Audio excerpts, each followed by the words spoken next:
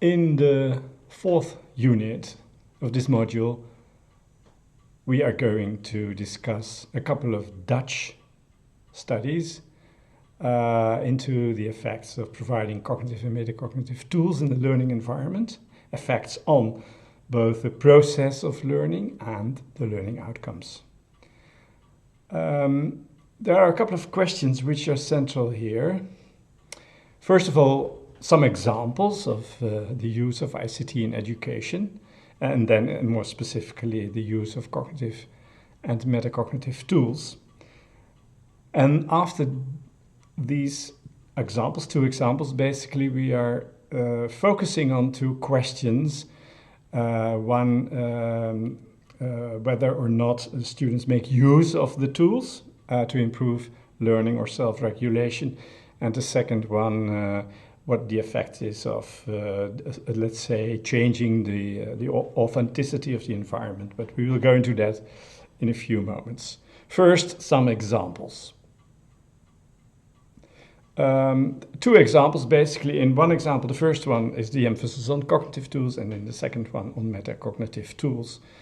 The first example is, in fact, a study in which I was involved myself as a supervisor. It was the PhD project of Pascal Wilhelm, one of my PhD students. A very enjoyable project, I must say. Hendrik van Rijn was also involved. He was also a PhD student, recently became professor in Groningen, and he's more in the ICT part of it, so he contributed to the design of the learning environment. The learning environment, which is actually an environment in which students,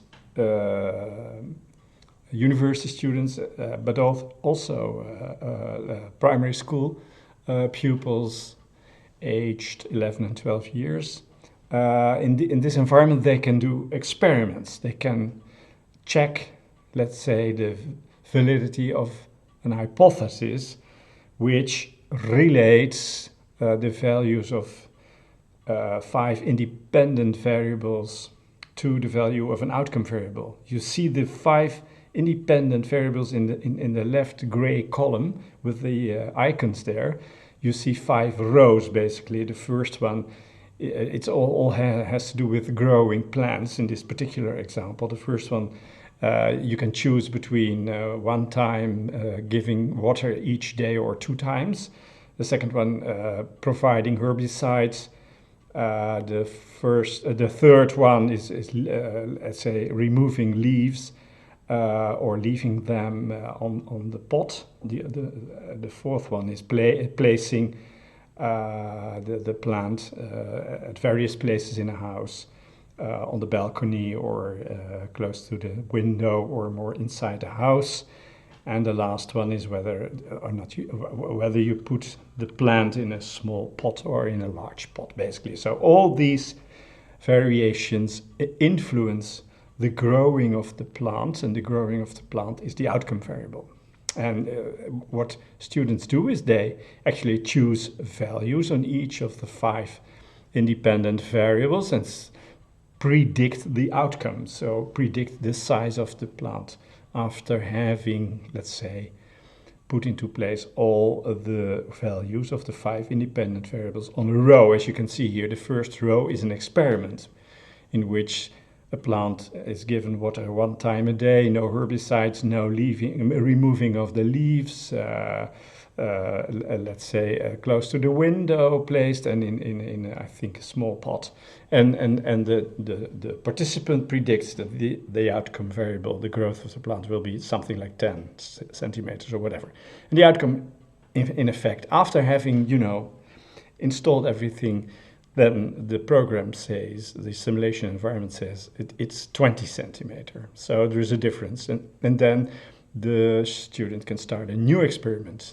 So this time the student changes herbicides and removing of the plant, of the leaves of the plant, and see what happens. So he thinks that will improve the growth of the plant, predicting 25 centimeters, and the outcome is again 20 centimeters. So gradually the student, by manipulating the values of the independent variables, tries to find out what the effect is on the outcome variable. That is the environment. And what we were interested is in both was the process and the understanding, so the product.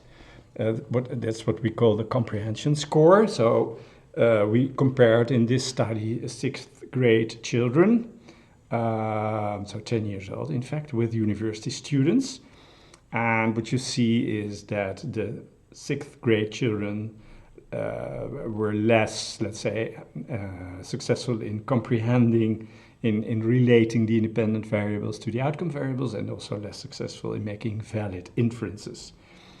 So both on both effect measures, the university students outperformed the children, which is not that much of a surprise, perhaps.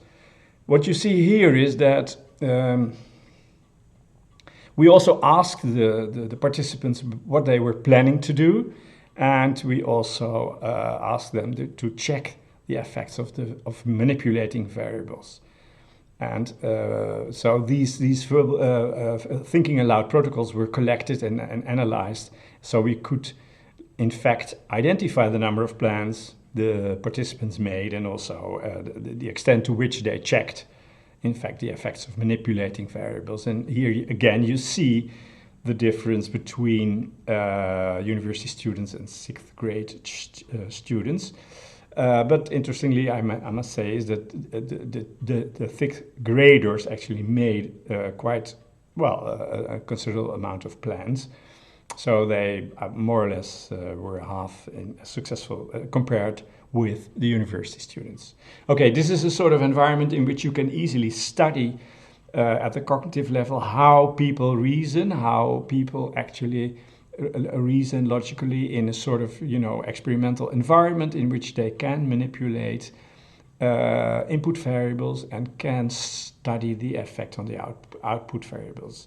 You can include all kinds of models in this environment, with input variables really influencing the outcome variables or not influencing the outcome variables. But you can also include interactions between input variables, which make it, of course, a bit more difficult, a bit harder to identify what the relationship is between the independent and the outcome variables.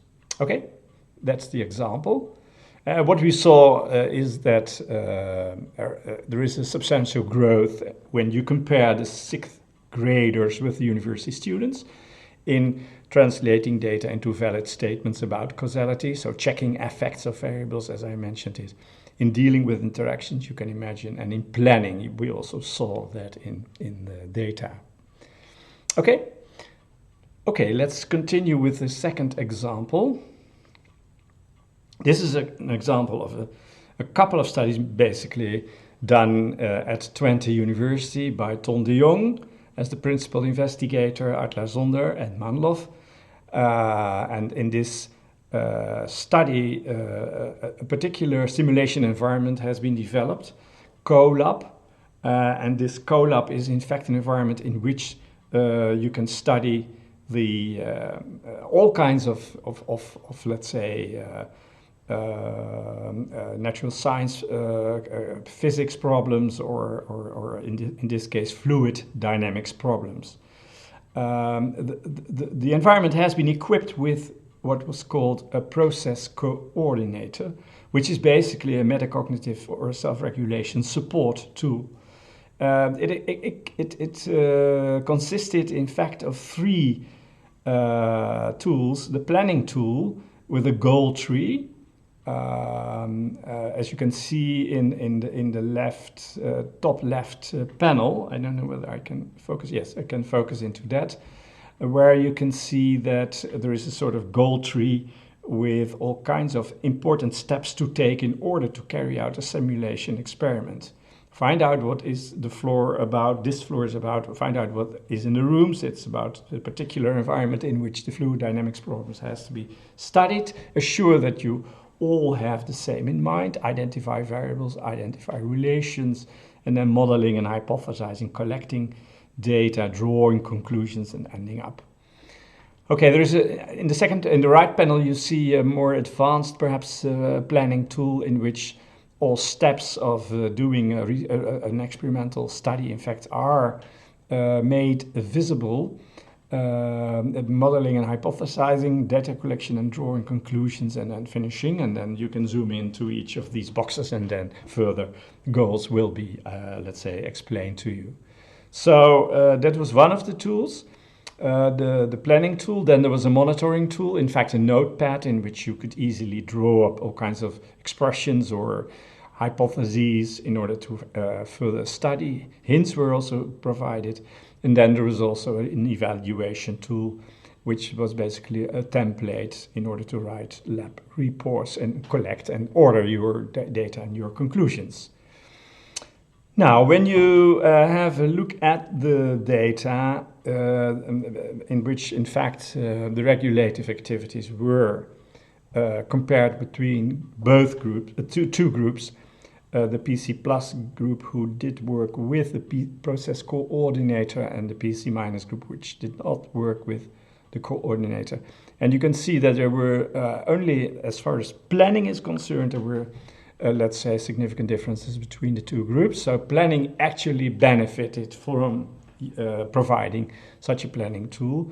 Monitoring, so the notepad, and evaluation, the lab reports, were not influenced by the availability of a tool to help you to accomplish that particular part of your self-regulation activities. Okay, again, an example. So an interesting, let's say, series of studies done with this collab environment. Then we move into a study which was actually conducted at the Open University by Rob Martens and his colleagues. And in this study, an environment was offered in which, I cannot, I have to read it here. An environment was offered in which students studied a particular question: why in a transport company many bus drivers fall ill? So there were all kinds of, again, a simulation environment, all kinds of data included in this environment, which allowed the users, the participants, to draw conclusions about the relationship between the characteristics of the transport company and this particular outcome variable, the number of bus drivers falling ill. There were three, let's say, variations, three versions of the environment which varied in degree of authenticity.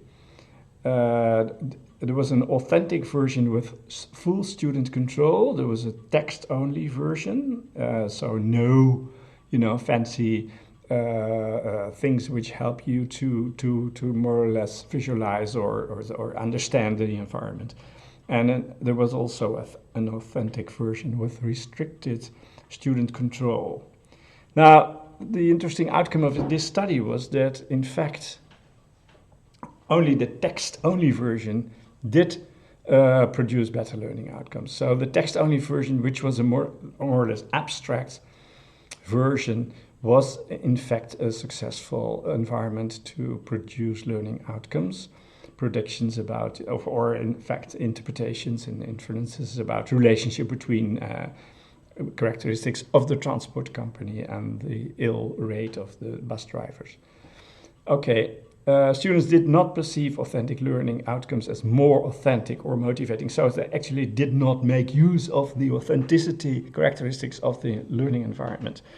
And they also did not consider these characteristics as motivating. So you might say that students prefer to work in a more abstract environment. That's one interpretation. The other is that, well, the authenticity characteristics were not very convincing, perhaps for the users. That's also a possibility. Okay, so then we move to the third example, which has to do with the amount of support. It's a study by Lisbeth Kester and Paul Kirschner. In a distance course on educational design, a hypertext was offered to 41 adult students. A hypertext is something like a Wikipedia text, in which you have the text in front of you and you have the possibility to click on various words to further focus or zoom into let's say, particular parts of the reasoning or the paragraph sections which you consider as interesting or relevant for your questions, etc. So it's a matter of a possibility of zooming in on the text. The problem in those texts is particularly when the number of hypertext links are, let's say, quite considerable.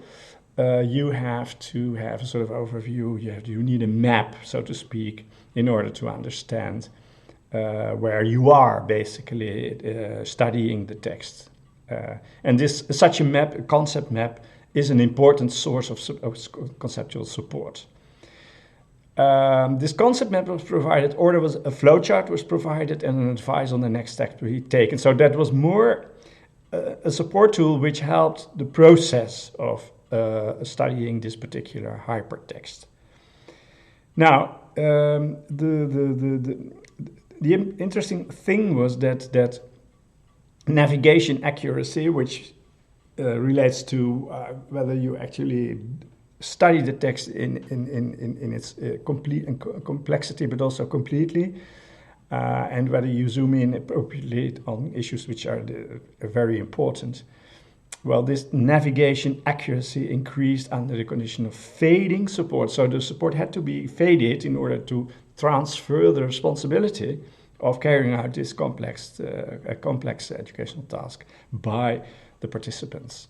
When they in fact had to make their own decision in the course of the project, then they were more successful than they continually received this kind of support.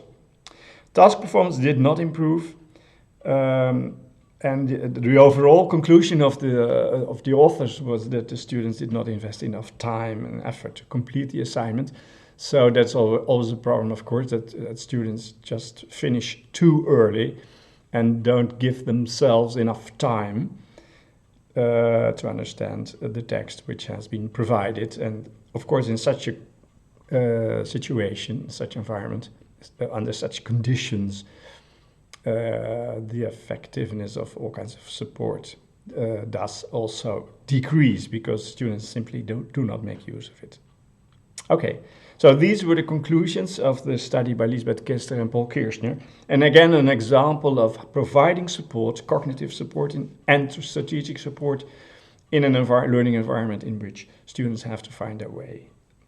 Okay, so I think now we have discussed a couple of examples which give you an idea of the kind of research which is being done in this area, the domain of metacognition and self-regulation. And this ends the third unit.